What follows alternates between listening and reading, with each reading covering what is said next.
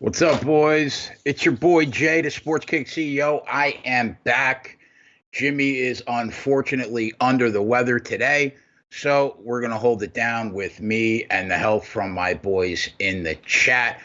We got Al Max going to join us in a couple minutes, talk about the Joshua Ruiz fight, talk a little NFL college football for a second. After that, Maxwell Smart, the college basketball aficionado, will be with us. So it's going to be a sick weekend, man, for sports. I'm really excited. Tonight we got the Pac-12 championship. It's going to be off the hick. Utah. I've been a diehard Utah fan the last 2 years. I'm really excited that this team is finally getting their due. I think they're going to take it to Oregon tonight. Tomorrow, all day, we have the college football conference championship Saturday. We'll be on at 3 o'clock. We're going to start live line tomorrow with the Joshua Ruiz 2 fight. Al will be with us. Dave Betts will be with us. Anthony will be with us. After that, we're going to roll right into the prelims, UFC on ESPN 7, and college football all day. Sunday, NFL, the bye weeks are over. We have every team in the NFL that hasn't already played this week will be playing on Sunday. It's going to be off the hook, man. It's a great time to be alive. We have a lot to be thankful for. So welcome in my boys in the chat. Doug Barnhouse, Larry Savage, Baseball Bob, Red Girl in the house, Flick My Bitch, Shaft, Von Polo, Robbie Tagaloa, Reese. Everybody, welcome in. Love you guys. You guys, obviously, Jimmy says it all the time. You guys are the reason why, this show and our show after this show is possible. We love you guys for it. So I got my man Rafa on the ones and twos, going to bring in Al Mack right now, talk to him a little bit about this Anthony Joshua, Andy Ruiz fight. I'm not a boxing guy. You guys know I rock MMA hard. So let's get Al Mack in here right now, Rafa, talk to him a little bit about this Joshua fight. All right, Al needs a minute, no problem. Yeah, all I know is I'm an Andy Ruiz fan. Any professional fighter that has a body type that looks like me, I'm rooting for him. I'm rooting for him hard. So I'm going to hope that he gets the win over Anthony Joshua, and that's it. So what's going on, boys? See what we got. Reese likes the Clips and the under 233 tonight. Yeah, we got NBA, obviously, NHL going on all weekend. I spoke to Jimmy. I asked him if he had any plays that he wanted me to give you guys. And he basically told me that, he's under the weather and he hasn't even looked at anything. So we got nothing on that front. Live line obviously starts after this show, 7:15. I'm psyched. Maxwell Smart normally works on Friday nights. He's going to be with me tonight, my Canadian soulmate. So I'll be rocking with Max all night with Anthony. College basketball live plays. You guys know nobody does it better than Max. And I'll be live betting the Pac-12 championship. I will be on Utah -6.5. I bet them already. And I'm probably going to bet the money line at some point during the game. I think the game goes under. Anybody that got 47 or 46.5, I think you're in good shape. SBRodds.com right now has that game at, you can get 6.5 of 5 dimes, Bookmaker, Bet Online, and Bovada. Pinnacle's hanging a 7. Right now, as far as the total, where's the total at right now? All the way down to 45 and a hook at Bet Online and Bookmaker. Wow, yeah, the total's dropping. I think it's a 27-17 kind of game. 27-14. This Utah defense is for real. They're a Pac-12 they're an SEC defense basically that plays in the Pac-12. And Huntley and Moss are spectacular, man. And they have probably the second best defensive front seven in college football this year. So they are number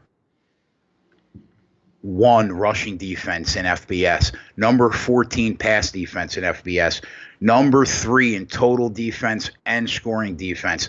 I think Justin Herbert has his work cut out for him tonight, and I think Utah gets the job done. Rafa, we got Al ready?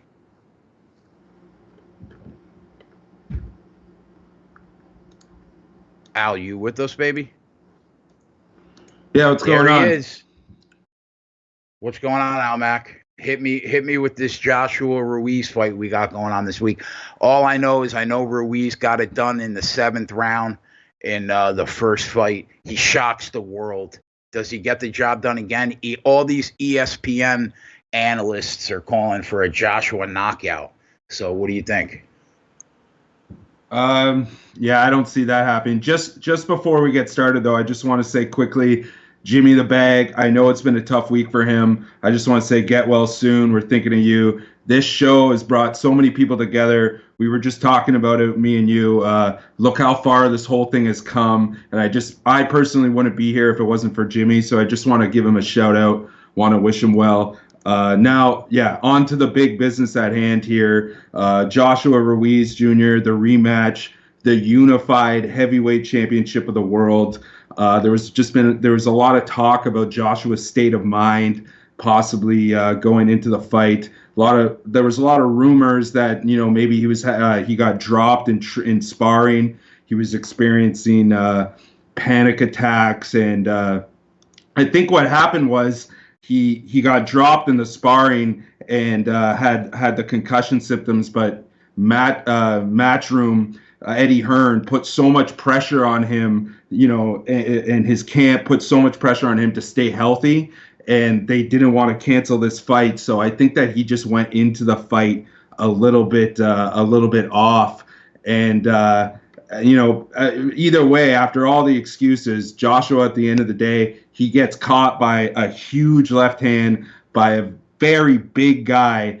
And then to make matters worse, Joshua just didn't see it coming. When you get hit in the side of the head like Joshua did, boxers would tell you, fighters will tell you, your mind's okay, but your body's just telling you, the fight needs to stop. And, people are calling for a Joshua knockout. I just don't see it happening. I think Joshua maybe has 5 true knockouts in his 23 fights. He's had a lot of TKOs, but I don't think he's had a lot of, he's not going to be knocking out Ruiz like Wilder knocked out Ortiz or anything like that. For Ruiz, he's only had 8 fights. He's had 8 fights. He has had 34 pro fights, but only 8 of them where odds have been posted. But he's just got an incredible ROI just because of that plus 1180 that cashed.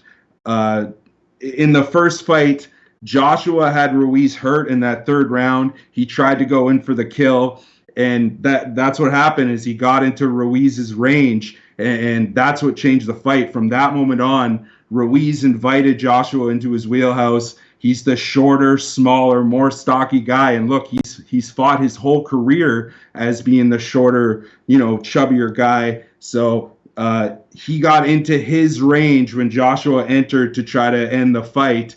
And he's used to that. Ruiz is a very strong puncher. Without a doubt, he's tough as nails. We saw that he got up off the mat in that 3rd round, and that's what changed everything. Ruiz, he comes into this rematch. It's a rare spot as the underdog and the champion. He has the motivation of wanting to prove people in boxing that are doubting him, his ability. It's going to be something that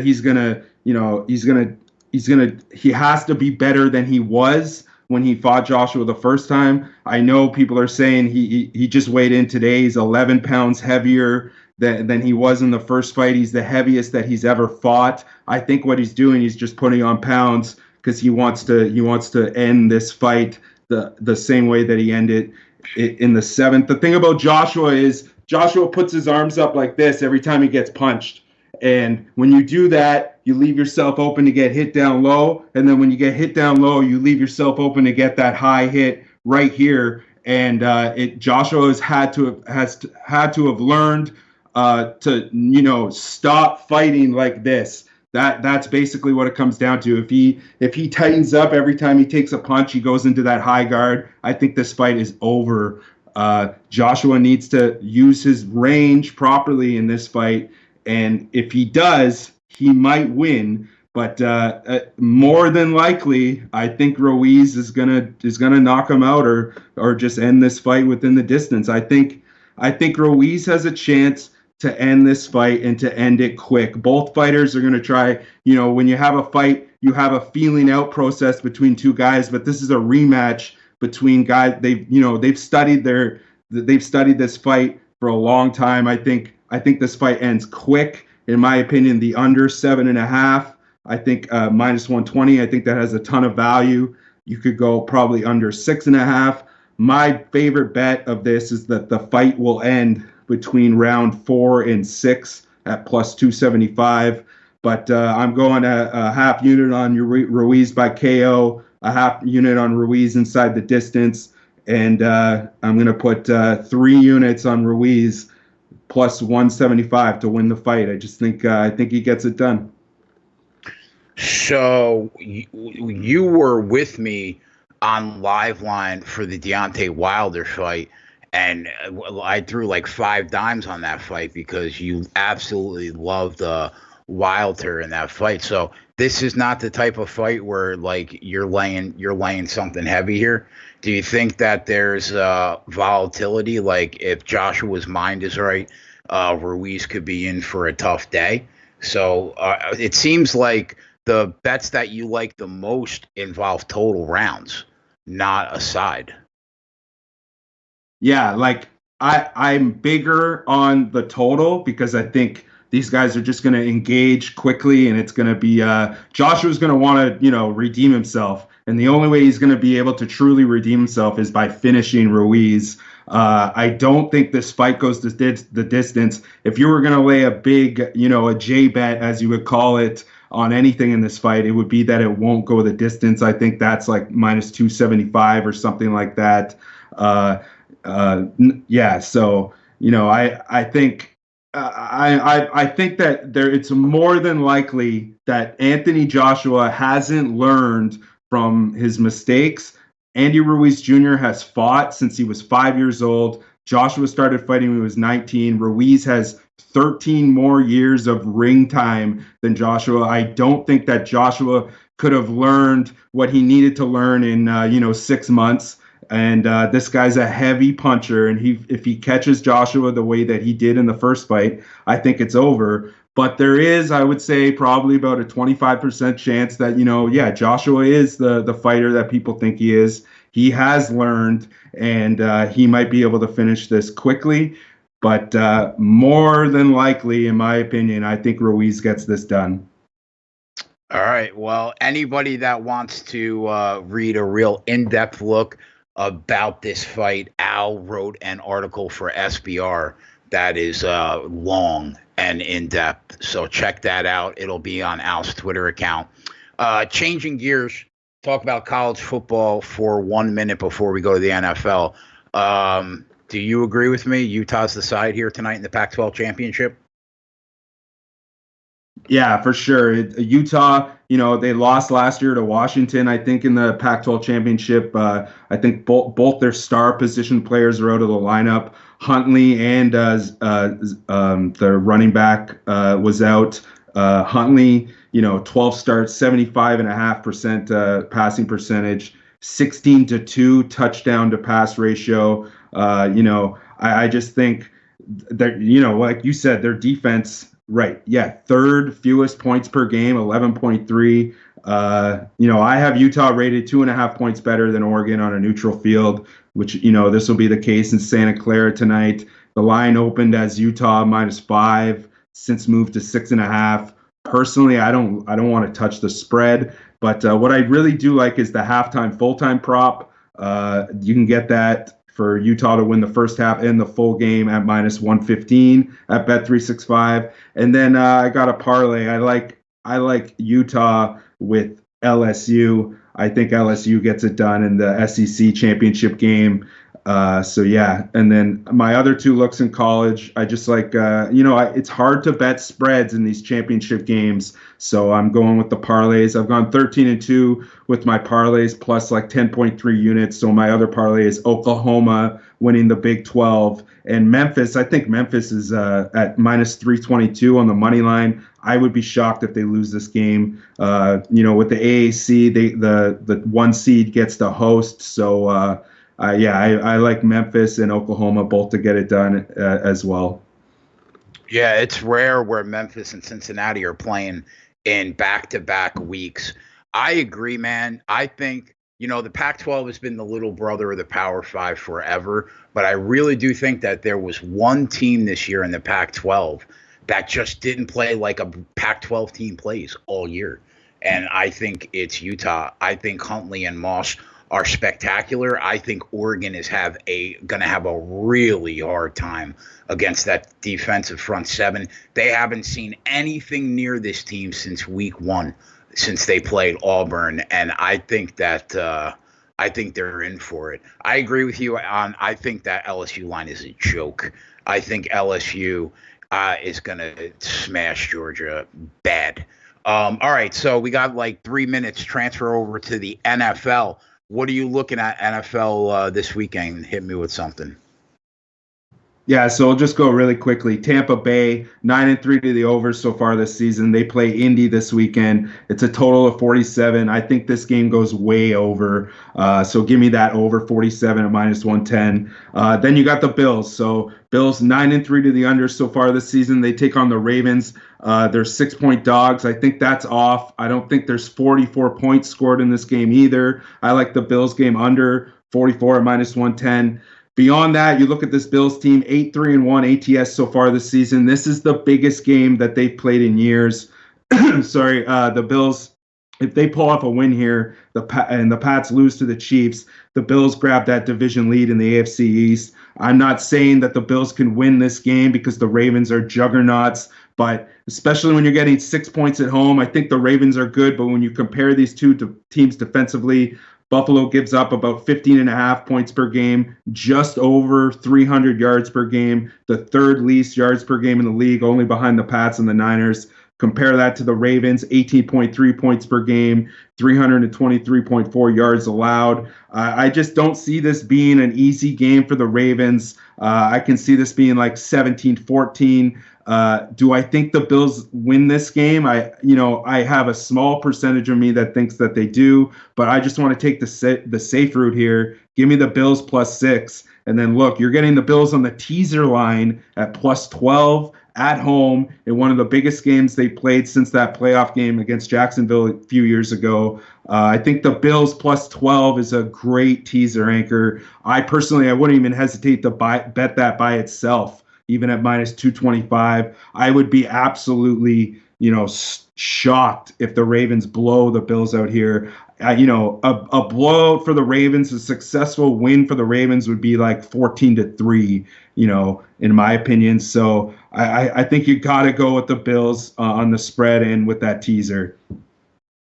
I know you've been a Buffalo homer all year, but I have to say, man, the Bills have been an enigma to me. I can't believe they won 9-12 games in this National Football League when offense is so important to success. They're just outside a top 20 offense. They've been amazing. This is certainly a litmus test for this Buffalo Bills team because the Baltimore Ravens are the best team in the National Football League right now.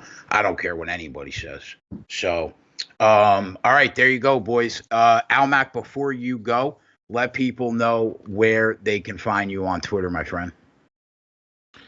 Yeah, hit me up at Spark Almac. I'm going to be putting out a couple more plays for Friday night. We got the Pac-12 championship game, NHL, NBA, and then Spark Sports. So just hit me up. we'll be on the live line tomorrow at 3 o'clock for Joshua Ruiz 2. I'm hoping in that goes my way. So, yeah, it's going to be a good weekend of fighting. We got the UFC card on Saturday as well. So I'm super excited. And, yeah, good luck for the rest of the way.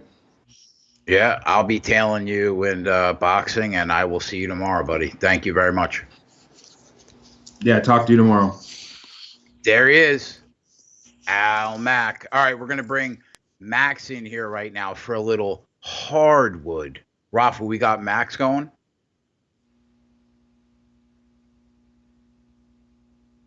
My man, my Canadian soulmate, Mr. Maxwell Smart. What's going on, Maxie boy? Jay, it's another day at 5:50 in the afternoon. I'm ready to break down this card, hopefully have a good night, and just build off yesterday. Yesterday was a good day for the show. It was a good day for me. It was a good day for other people, and I just want to try and bring those Christmas spirits up and help those Christmas bank accounts grow. All right. Well, I know that there is not like the usual 70 games on the slate tonight. So we'll try to go through every card. We got 45 minutes. So where would you like to begin? Let's start from the top of the time board, and then we'll also mix in the plays that I've already put in on Twitter along with them. All right, sounds good. So we have a game at 6:30 that is going to tip. Michigan, number 4 team in the country right now, hosts Iowa. Current line is 7. The current total is 143.5. You can get a 144 depending on what you're looking at. What do you like in this game? Well, overnight, you know how I am. I'm always online, staring at screens, waiting for my notifications to come in. And when I saw this Iowa +9, I jumped on it. Right now, with the line going down to 7, this is completely resembling how the Louisville game went. So we're having a Jekyll and Hyde situation. Michigan was a dog. Michigan's now a favorite, having the same kind of line movement. And you really got to think about how Michigan's going to be able to beat Iowa. This is conference play. This is non-conference. I think that there's going to be a lot more difficulty scoring the basketball for both these teams against each other. I didn't make a play on the total. But at this point, the only addition that I can make, because obviously the number that I bet is 2 points lower, I can't take Iowa for the show record purposes, but I do favor Michigan in the first half. I think that Michigan has shown a propensity, at least in the last 5 games, to put up close to 40 points. They're winning first halves by a decent margin. And at 4 points, I think that this is something that will give us a good impression of how the full game is going to end up. I think that Michigan at -4 on the first half is a decent play. Michigan shoots 49% from the field, 42% from the three-point line. And the main weakness that I see against Iowa is going to be on the offensive glass. They really have to keep Iowa's big man off the glass. They got to keep Iowa's guards off the glass, because Wieskamp and Jordan Bohannon, they can rebound also. So share the basketball, keep the turnovers down. I think Michigan covers first half, but I think that this Iowa team is completely being underestimated. They take good care of the ball. In the end, I do think that they cover the number. But for the show record purposes, Michigan -4. First half, please, Jay. Michigan -4. Best line I can give you is -110 at Bet Online. I'll take it. Thank you, sir. Okay. Baseball Bob asks, are you worried about too much travel for Iowa? I'm not worried about it. I think that these guys are used to travel. This is a team of upperclassmen. This isn't a team of youth and new players coming from low or mid-major teams having to adjust to the glamour of playing for a Power 5. Listen, Iowa has screwed me. They have benefited me. I have to show them the respect right now. If Michigan was the dog in this game, I'd be taking the dog. That's just how I'm looking at it. But like I said, I do think that Michigan has a very good first half advantage, and I think that that's where I find my most value when it comes to trying to get on a Michigan side. All right, 6-17, 6-18, Tennessee Martin in tonight to Central Michigan. Line opens 11 currently. Central Michigan -10. You can get a 9.5 at Bet Online. Total opens 168, currently 166.5 across the board. What are you looking at? Yeah, this is a game that I do not have a play in. I had a UT Martin ticket, but I bet it on Bet365, and they allow you to cash out depending on the line movement. So actually, I made a little bit of money. I made about like $16 just on the line movement and cashing out my play. So I'm actually bear on this game. And the one play that I think that I want to make and that I'm going to bet and make official for the show is I'm going to bet Central Michigan on the first half. Obviously, you got to remember that Central Michigan's numbers are inflated by games against CN and freaking Trinity College, and also another D2 school. I can't remember the name of them off the top of my head. But this is a Central Michigan team that I think that has a new identity with some of the new pieces that have come on. Obviously, you still have a couple guys from that last year team that was very good ATS to whoever bet on them. But you still have decent balance when it comes to scoring on this team. You know, you have 4 to 5 guys that can give you 10 points a game. I think that Rob Montgomery, David DeLeo, Dallas Morgan, Kevin McKay, those are solid pieces. They all hit the 3-point shot. They all hit their free throws. And they're all shooting above 45% from the field. So when you have that kind of offensive efficiency with an asterisk beside it because of who they played 3 D2 schools, I still think that there's value with Central Michigan at home.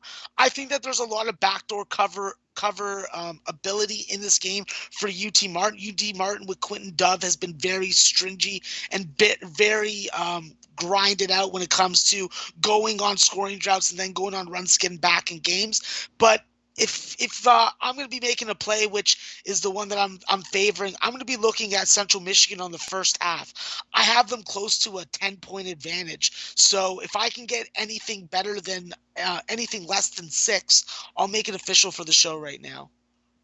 I get your 5.5 at -105 at Bet Online. Let's do it. Lock me in, Jay, please. You are locked in. Providence into Rhode Island, 7 o'clock start, 6:19, 6:20. Opens 2.5.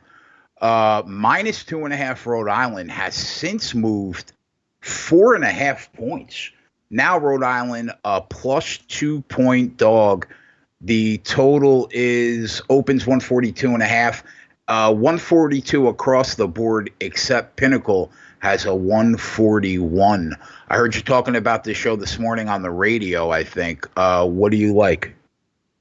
Yeah, I'm on Rhode Island. I hit them on the opener -2.5 +100. That's a bet that I'm sitting on, and I'm going to probably double up and add the +2. I do think that Providence does have the advantage in the first half. But the thing is, I can't trust this Providence team. We've watched and seen them play. We saw a beautiful comeback performance against Pepperdine where they won by 3 points on the road. But then we saw the College of Charleston game. We saw the Long Beach game. We saw the Pennsylvania game. Like, Northwestern was a complete embarrassment. I just don't trust this team with my money. Lawani Pipkins is in a terrible shooting slump. He's shooting under 30% from the 3-point line and from the field. This was a guy that averaged 20 points a game in that area at UMass and was thought to be an impact transfer, which he has not been. He is doing a good job of distributing with over 5 assists, and he is doing a good job on on-ball defense with 2 steals a game. But this guy's a scorer, and if he's not scoring, that means Alpha Diallo's going to have his hand on the ball that much more, and he's susceptible to turning the ball over. 3.3 turnovers a game. That's unacceptable. This is a beeping rivalry game. Okay, URI wants this game. They have challenged themselves with the non-conference schedule that they've had.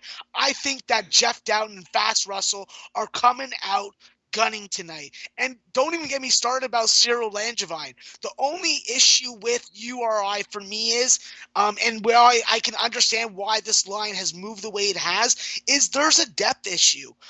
There's a lot of pieces that aren't trusted by Coach Cox, including Jacob Toppin, who's not seeing enough minutes, but his shooting percentages reflect why he's not seeing it. So if this URI team gets into foul trouble tonight, their depth's going to be tested. That's where I see the problem. So for the show, I'm on the under in this game. I think that this is a rivalry game. I think that this is going to be defensive. I think that URI doesn't shoot a lot of threes. They play good three-point defense. Neither of these teams are very prolific from the free throw line and don't shoot what I call volume free throws. And they're quite good at taking care of the ball, where we're not having anything extravagant like 18 or 19 turnovers a game. I will say that they are both good on-ball defender teams, but I think that will cancel each other out, and they'll have to respect the driving and penetration ability on both sides. And I think that the way that I want to add on to this game is I want to take Rhode Island +2 full game, and I want to take Providence first half -1. Okay, so are we adding the Rhode Island under 142 as an official play? That already is an official play. Oh, okay. Okay, so we're going to add Rhode Island +2. The best line that I can get on that is -105, I believe, at Heritage. And you wanted to add Providence first half? Yeah, I see a half a point at Bet365 at -110. That's probably the best number that I can get. Providence first half.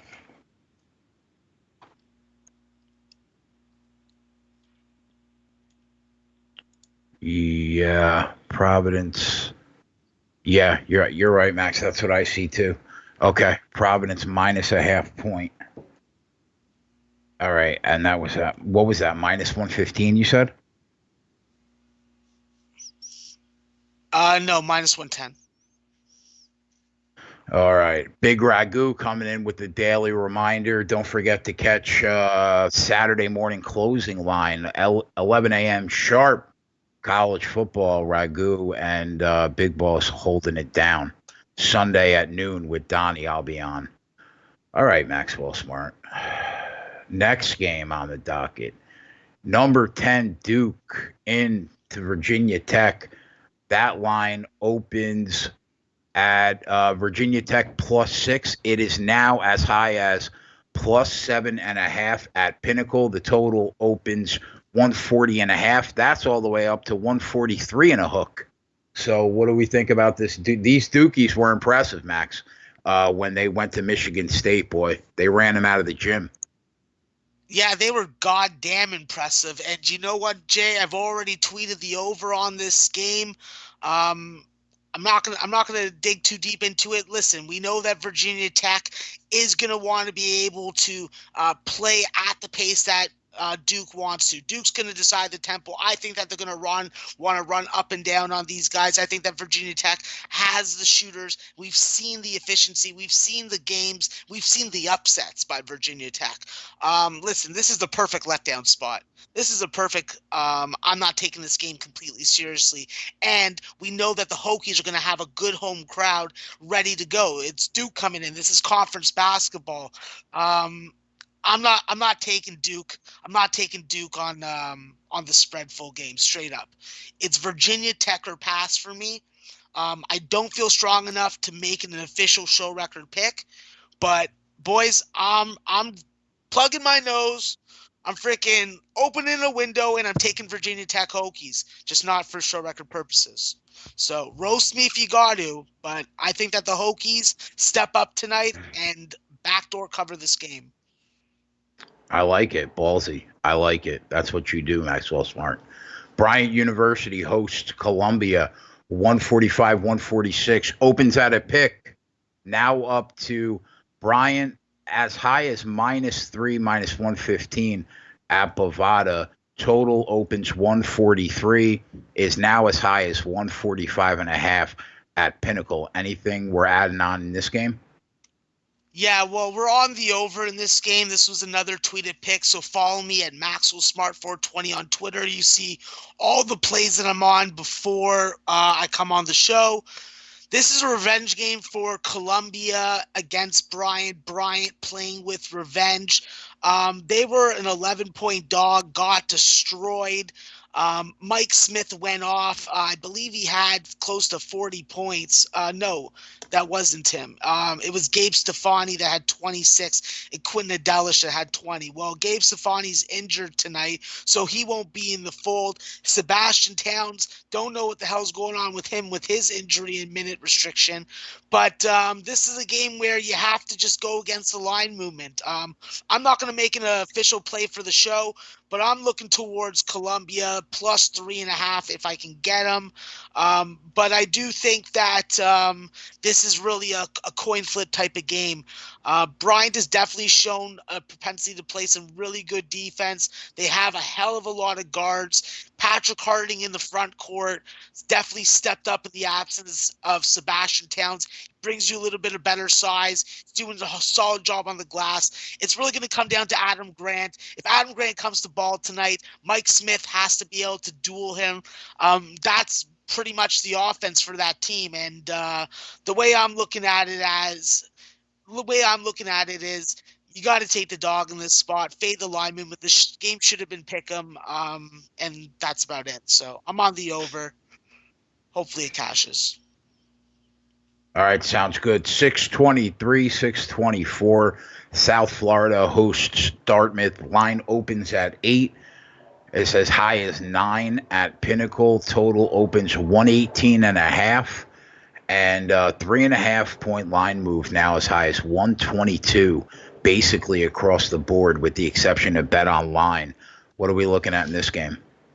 Yeah, well, I'm on the over in this game. I got it about 9 hours ago, minus 119. I got it over 119 and minus 110, so I'm feeling pretty nice on that. Obviously, we've seen how some of these over line moves have worked out in my favor. Hopefully, this is another one tonight. Already cashed Tennessee State over 149.5 today. We saw how that moved. Closed at 155.5, and people that got 154 and up got screwed. So respect the line movement sometimes, but respect your capping even more. This Dartmouth game, Dartmouth has definitely been a really good covered team. They've covered this kind of number, and South Florida definitely is adjusting to playing without Alexis Yetna. I think that Justin Brown, and I'll keep on saying it, he is the most important player to contribute offensively without Yetna. He has been plugged into the starting lineup, and he's done a decent job. He's coming off a double-double game, 10 for 10, but they're going to need to really keep Dartmouth off the line. Dartmouth is not going to play it too big of a pace. Obviously, they got the Canadian from Orangeville Prep, Aaron Ray, who I'm a big fan of, coming off a 4 for 8, 9 and 6 game. I look for him to have a big impact in this game with his size and his athleticism. And the only way that I can look at playing this spot would be to take the dog on the full game and the favorite on the first half. I think that South Florida has a decent first half advantage, but if I can't get my right number, then I can't take him. And if I can't get 2.5 or better, I'm not going to take South Florida. I'll actually turn around and take Dartmouth. Well, the best number that you can get on the dog full game is +9, minus 118 at Pinnacle. Let's start there. Do you want to make that a play? Not at that juice. Okay. Other than that, you're looking at 8.5s across the board. So you want to skip that? Yeah, we'll skip full game, and we'll just give me some first half numbers, if you will, Jay. You got it. South Florida, best number I can get you is 4.5 at minus 110, Maxie. Yep. -4? No, I'll turn around and I'll take Dartmouth on that number. You want to take the Dartmouth +9? Or, oh, no, you want to take Dartmouth +4.5 first half? Yep. That works for me. That's right. Even better. Dartmouth +4.5. Minus 106 I can get.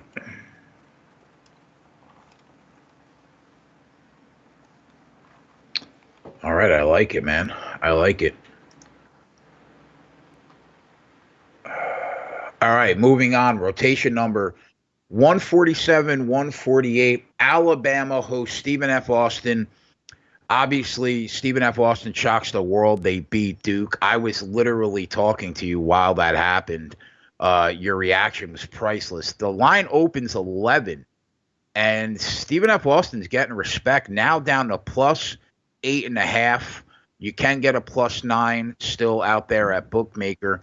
Total it opens 160, is basically 159.5. There is a 159 at Pinnacle. There is a 160 at Bookmaker. What are we looking at in this game?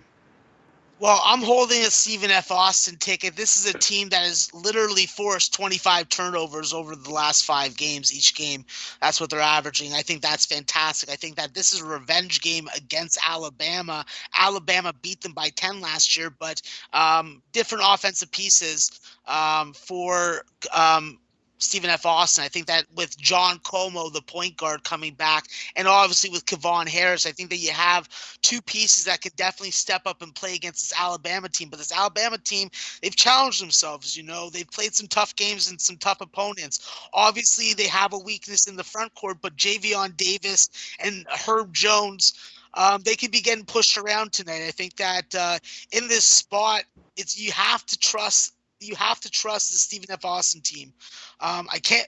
Coach Keller even said in an interview after the win against Duke, it's like people got to start recognizing and seeing how we play ball in the Southland, because we've come up and 2 teams from our conference have beaten 2 teams from the ACC outright. So they're looking for some respect, and I think that they come up with a really good performance tonight against Alabama in Alabama. I think that the difference this year is going to definitely be the front court play of Greg Kensmo. I look for him to be the X factor in this game and the difference of why Stephen F. Austin covers. I think that Stephen F. Austin has at least a 5-point first half advantage, but because of the number moving the way it has, there's no value in that. And there is a part of me that is saying that I want to just go contrarian, hit Alabama minus 8.5 or buy the half point down to 8 and try and middle this game, because I think Alabama's going to win the game. I just don't think that they're winning by more than freaking double digits. So other than the pre-show bet that you've made on Twitter, this game is a pass. Yeah, there is no pick on Twitter for this. This was just pick that I made for myself, and by the time that I went on the radio this morning, it was already moved and losing value. Gotcha. So at 8.5, okay, the contrarian thing would be to just jump on Alabama minus 8.5. So right, understood. Missouri State hosts Mississippi Valley State. Rotation number 149, 150. The line opens up. Missouri State, big favorite, minus 28.5. Now as high as 129 at Pinnacle. Other than that, it is 28.5 across the board. Total opens 139, and it's 141.5 across the board, other than Bookmaker, where you can get a 141. Any betting with the bag additions here? No additions, but I am on the over. I did get a little bit of a better number. I believe I got 139.5, and it's going to come down to Michael Green scoring the basketball for this Mississippi Valley State Delta Devil team. The guy's averaging 19 points a game. He's not doing a real good job of distributing the basketball or rebounding the basketball, but his job is volume shooting. In 5 of his last 7 games, he's gotten 19 points or more. I look for that to continue tonight.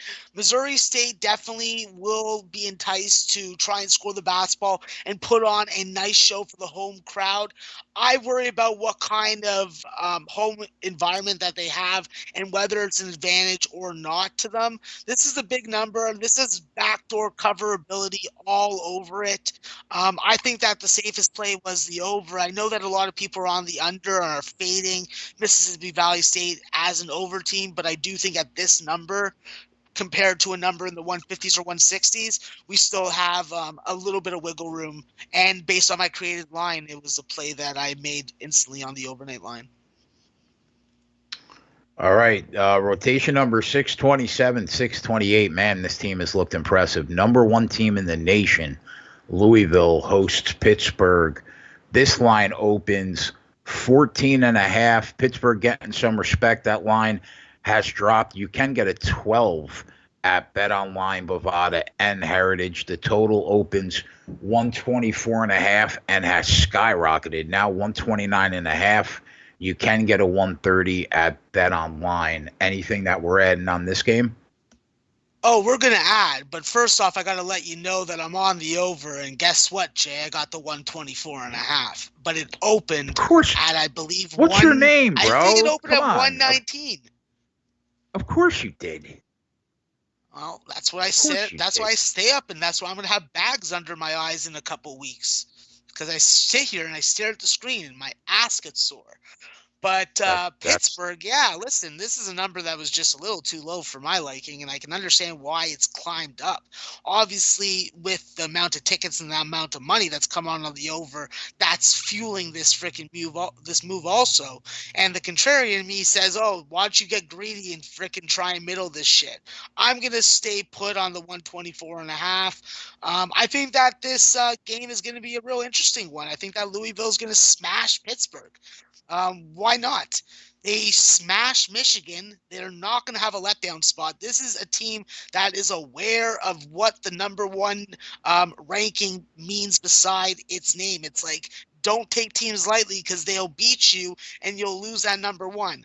I don't like to look at rankings. I like to look at the body of work from Louisville. And Louisville definitely has played some basketball, some decent basketball. The Western Kentucky game was really impressive.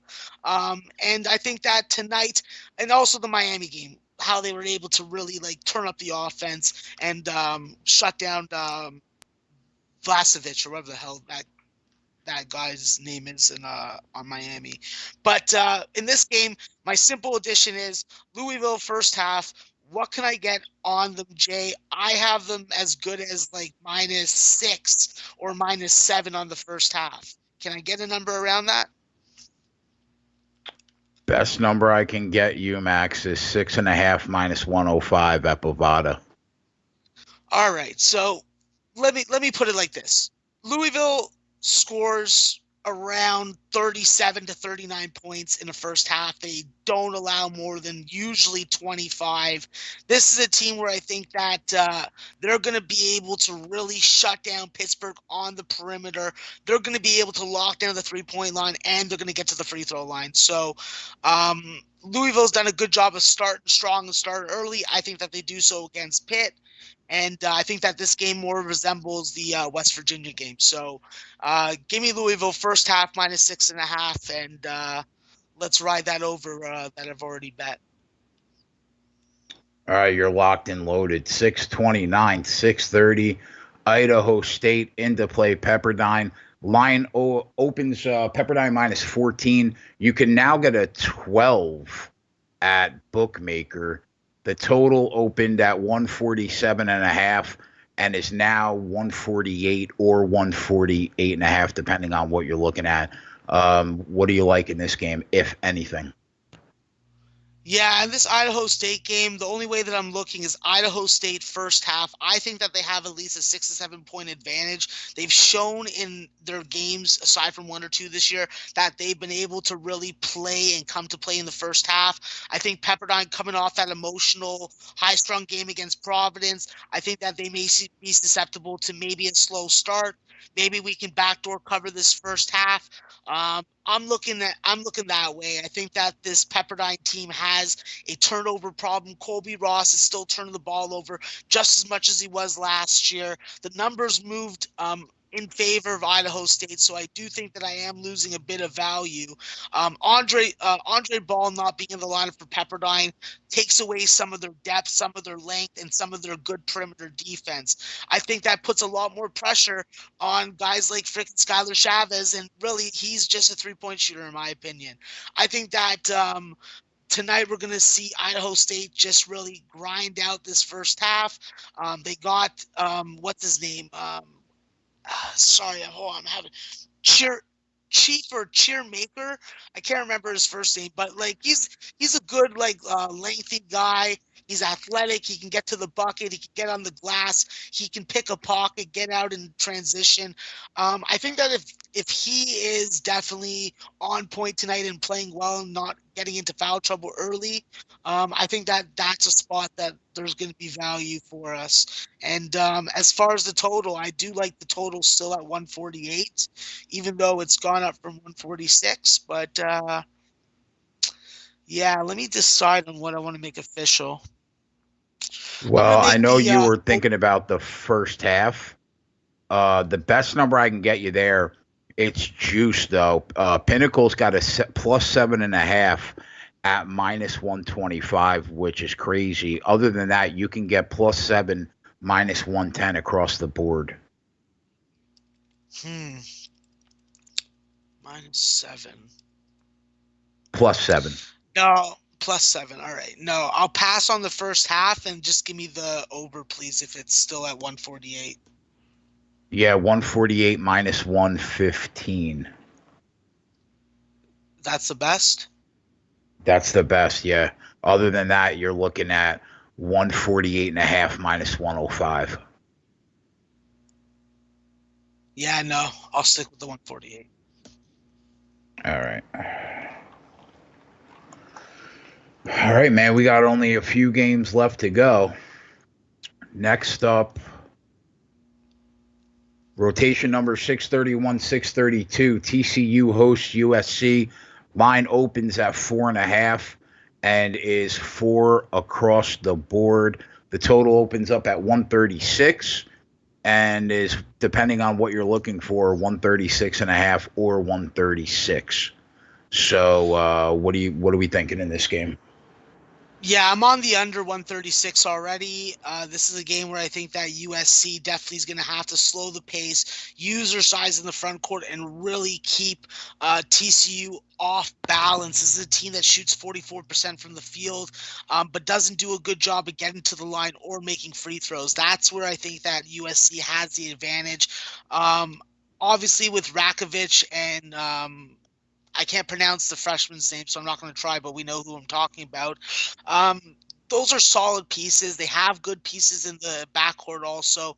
I do question Andy Enfield's rotation decisions, but I do think in a game like this is a step-up game on the road for them. I think that USC comes to play, but I think that they come to play with defense. They win on the offensive glass. They keep TCU off there because that's where they do a lot of their second chance opportunity work. They take good care of the basketball because TCU once again does a good job of picking pockets. But in the end, at the end of the day, I think that TCU is going to be able to really also oblige in a slow pace. They're not going to want to get into an up and down game with USC with the kind of guard and three-point shooting that they do possess. I think it's going to really come down to guys like RJ Nembhard not turning the ball over, playing good perimeter defense because he's playing a shitload of minutes right now, and he's dependent on the perimeter. You got Kevin Samuel in the middle, so you're going to have good rim protection on both sides, and Edric Dennis is a good point guard that can slow the pace down, and he's not going to really dominate with assists because there's multiple guys that are distributing the ball. So this is a spot where I think that we're going to have an ugly game, and I think that 136 was a number that provided a big enough edge for me to lay it on the under. But that's already a part of the show, right? We're not adding it. No, that's already a show pick. The only addition that I'd be looking at making would be probably TCU first half. Let me have a look at one number here quickly, and then I will decide whether or not I'm going to add it to the show. But this TCU team definitely has some pieces. You know, this is going to be an interesting game. I think it's an underrated game, and if you're able to watch it, you're going to get a good perception of what both these teams are capable of doing against better opponents. I think that TCU will still struggle in the Big 12, But as far as this game tonight, I think that they have more value in the first half. Yeah. I actually have them close to 6 to 7 points in the first half. So Jay, the line's at 4 right now. Is there any 1.5s on TCU, or is it just 2s across the board? 2s across the board. All right, give me one. I'll take it. Let me. All right, the best line I can get is TCU -2 at -104 at Pinnacle. Okay, sounds good to me. We'll go with that one. All right, we got 3 games left. Montana hosts North Dakota. Line opens 7.5 and is down to as low as 6. The total opens at 131 and is as high as 133.5. What do we like? Yeah, in this game, I already have 2 plays on it. I'm on North Dakota, and I'm on the over. I think that there is going to be a decent amount of points scored, at least in the first half, and I think that we're going to be able to hopefully cruise over this total. With Montana, obviously, we have a change of the guard. Now Kendall Manuel, Saeed Pridgett are leading the offense. I expect them to put up a strong fight against North Dakota, but I do like the schedule that North Dakota's played. I'm not going to be blinded by their 1-4 record and their 2-5 ATS record. At this point in the season, ATS stats mean pretty much nothing to me. It's about the opponent, and I do like the fact that North Dakota does have 2 quality wins on the road that they have most recently. They played tough against Campbell in a grinded out type of game. I think that they step up the pace. I think that the defense is more relaxed, and I think that guys like Philip Rebreka and I think Marlon Stewart are going to have their say tonight. I think that they can score inside and out. I think it's going to be about getting on the glass, getting those second chance opportunities, and everybody in the starting lineup for this North Dakota team can rebound. So pick pockets, play defense, get out on the transition, don't get into foul trouble, and I think that they're going to be able to hang within this 7 points. So I got +7. I have the over. And I think that Saeed Pridgett and Kendall Manuel will do enough on the offensive side for Montana to get us over and give us a competitive game. All right. We actually only have 1 game left, and it's the nightcap. Portland State hosts Cal State Northridge, rotation number 635, 636. Line opens at 6. It's as high as 7.5 now, depending on where you shop. Total opens 159.5 and has dropped to 158 at Pinnacle. You can get a 158.5 if you want it. Anything on this game, Maxie?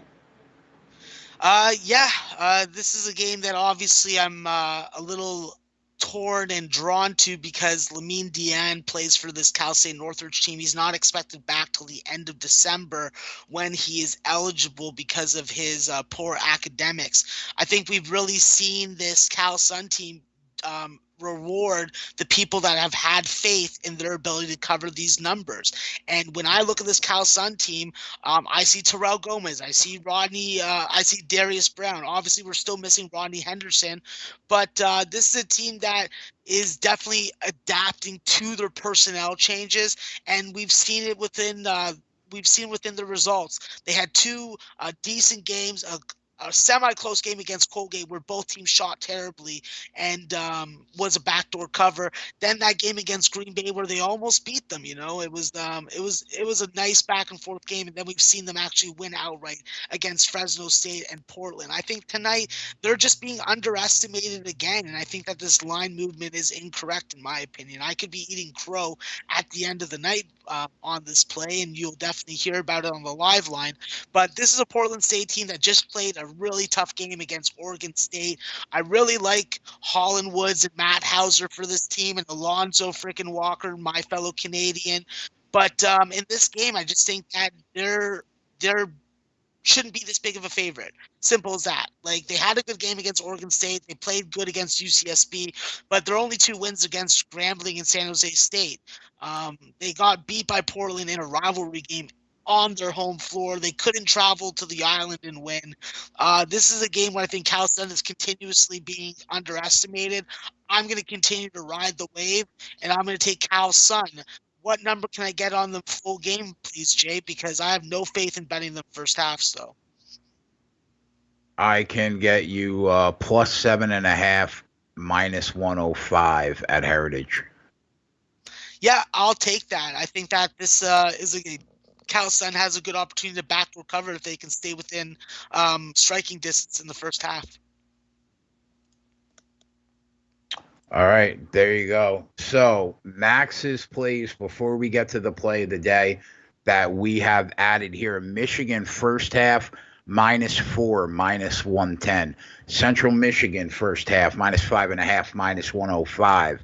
Rhode Island +2, minus 105. Providence first half -0.5 point, minus 110. Dartmouth +4.5 at minus 106. Louisville -6.5 at minus 105. Idaho State over 148, minus 115. USC under 136 at minus 105. TCU first half -2 at minus 104. And Cal Northridge +7.5 at minus 105. Now, Maxwell, the part of the show that you dread the most. What is Maxwell Smart's play of the day? Well, obviously, Jay, I hate the play of the day, and with a small card, it makes it even more stressful to find the right play for us to get on. And what I'm going to do is I am going to take Cal Sun Northridge, Portland State, over 158. I know you need 4 points a minute at least to get over this total. I'm hoping, praying, and expecting no defense. I'm expecting scoring. I'm expecting up and down. We've seen Cal Sun slow it down the last 2 games. I'm hoping Portland State can lure them into a tempo that fits this total. And I know that there are sharp people on the other side of it, but I'm taking the over, and hopefully we can cash. All right, there you go. Max's play of the day: Cal State Northridge over 158, minus 115 at Bet Online. That's all we got for you guys. In about 45 minutes, it'll be Friday night live betting show that we do. We will cover the Pac-12 championship, obviously, and then Max will be live betting the college basketball card all night long. I'm on Utah, man. I love them. I've loved them for 2 years. I'm taking them. You can get -6.5 right now at -107 at 5 dimes. I really believe in their quarterback. Tyler Huntley's been a beast. Zach Moss is really underrated. And their offensive line has been rock solid, and I think they really do have the second best defensive front seven in the nation. So I'll be on Utah tonight, and that's it. Thanks to everybody in the chat. Tonight, live line 7:15. Tomorrow, live line 3 o'clock. Tomorrow, catch Big Ragu at 11 a.m. on the closing line Saturday edition college football. I'll be on at noon for the closing line with Donnie on Sunday. And then we have the 2 NFL live lines on Sunday, one at 1:15, cover the early games, and then we're back at it for Sunday night football. So thank you to everybody in the chat. We'll see you guys in a little bit on live line. And Maxwell, take us out. Well, boys, obviously it's a trying time for our leader and our friend, Jimmy the Bag. We wish him the best of health, and we want him back as soon as possible because the show is not the same without him. But Jay did a fabulous job of stepping in on short notice for him. I thank you, Jay. Al Mack obviously does a fantastic job, and follow Al Mack, follow me, follow Jay, watch the shows. Press the link in the video, like the video description, subscribe, and obviously, guys, leche. Alos bookmakers all day, every day.